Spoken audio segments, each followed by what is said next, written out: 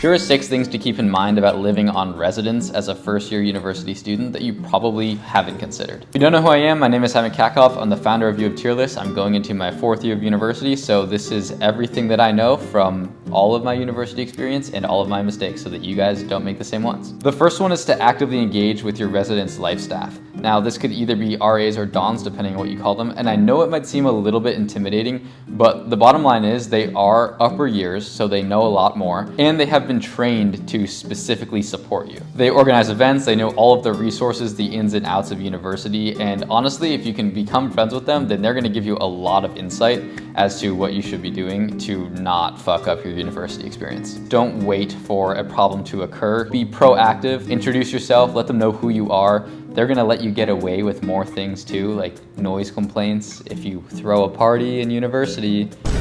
And you can also just tap into their knowledge at any point. You can contact them at any point, and they really become a great connection to have and a great mentor. They can help the transition from high school to university become so much easier. The second one is to design a study space where you actually, 1, like studying, and 2, is not in your bed. Because when you study in your bed, it makes it really difficult to fall asleep.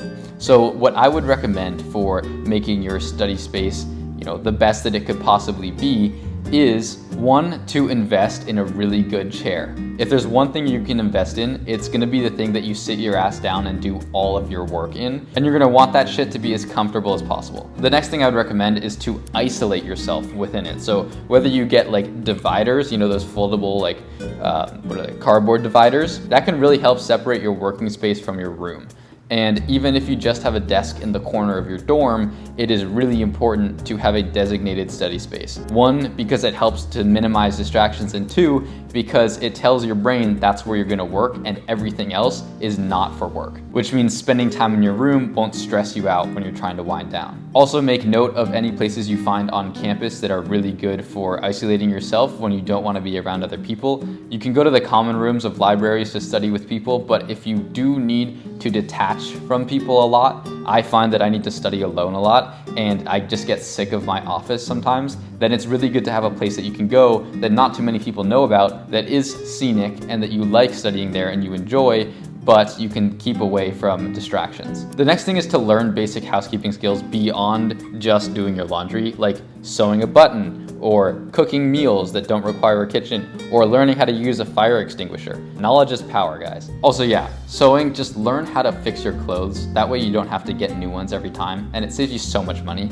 You already spend a ton of money in university as it is. Why spend more? Not to mention that all of these small competencies will boost your independence and your confidence. The 4th thing is to embrace an open door policy. Now, as you go into 2nd, 3rd, and 4th year, this isn't as important, and honestly, I'd recommend against it, but for 1st year, it's incredibly important to get as many connections as possible. One thing you can do if you live in residence is just to leave your door open when you're not studying and you don't need to be completely isolated to recharge. This allows people to come in, and if they see you, they're like, oh, hey, or they're more likely to say hi to you if they've seen you through your open door, and they'll be like, oh, I saw you, like, you're in my residence, right?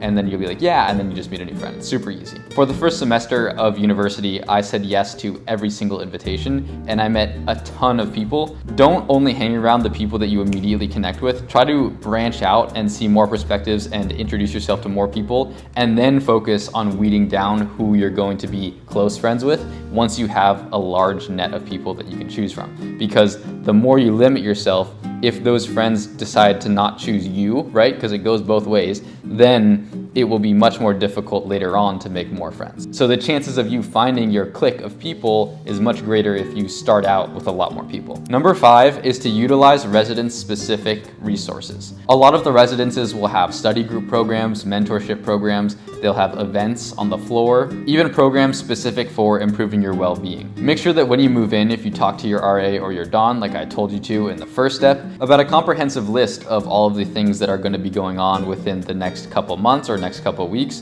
because it's really important to know them so that you don't get caught off guard if there was something that you wanted to go to and you missed it. You can also probably check the residence website, and it's probably going to have a list of all the events that are going on there too. And number 6 is to develop a go-to de-stressing routine within your residence. So this could be anything from finding a place that's quiet that you can just listen to music, or take a walk around the residence building, or even just finding a spot in your dorm where you can just sit and, like, if you have a window, you can look out the window, listen to music.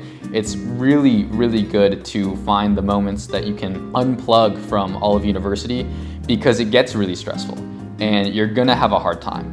And nobody said it's gonna be easy, because it's not.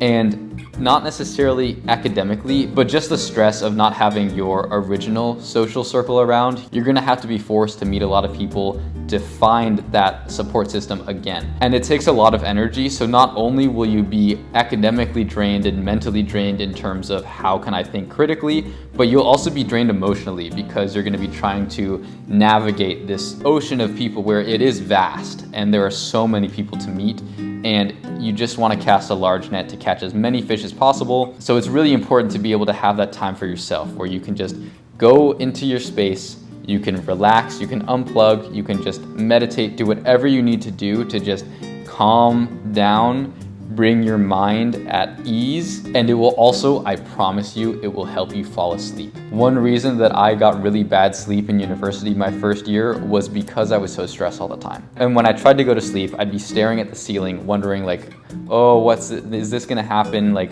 I'm worried about this, blah, blah, blah. If I had had a way to externalize those thoughts, or just realize that they didn't actually matter as much as I thought, that would have been so healing for me. And so I started journaling in my second year of university. I found it very helpful.